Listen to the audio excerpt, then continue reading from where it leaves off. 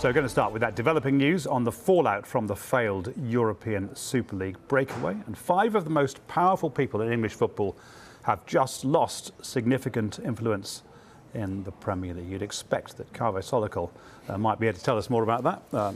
Yes, here he is. Falling on their swords, pushed fairly firmly, but sort of jumping just before they finally got pushed off the edge. That's a good way of putting it. I think basically they were invited to resign by the Premier League Chief Executive Richard Masters, and it's taken them a few days, but they have resigned. This is a significant victory for the other 14 clubs who weren't involved in this attempt to set up this breakaway European Super League.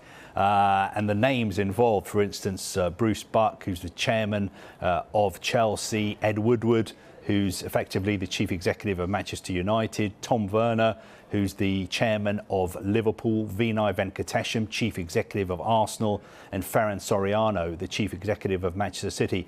They are all stepping down from their roles on committees at the Premier League. Now, what do these committees do?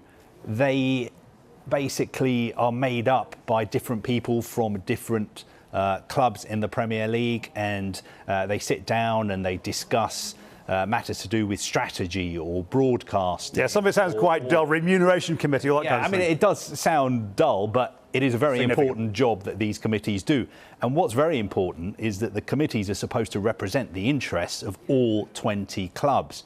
Now, obviously, after what happened last week, the 14 clubs not involved in the breakaway are saying, look, these people cannot represent us going forward. For instance, we had quotes from the West Ham United Vice Chairman, Karen Brady, and she said, how could my board ever ask one of them to represent the best interests of the Premier League and West Ham ever again?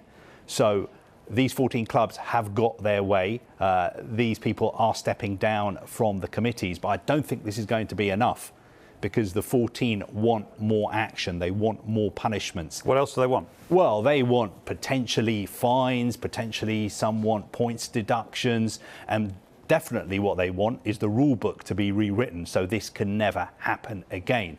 Now, of course, one thing you should bear in mind is that these people can still attend Premier League meetings, and that will be very interesting. I would love to be a fly on the wall at the next Premier League shareholders meeting when all 20 clubs will be represented. I've been trying to find out when the next meeting will be, and I've been told that, look, normally we have 5 or 6 of these big meetings every year, but because of what's happened with COVID, we've already had 30 of these meetings in the past 12 months. So at the moment, another meeting is not scheduled, but we're expecting one to happen pretty soon. What we do know is that there will be an AGM in June, and COVID restrictions permitting, that could be an in-person meeting.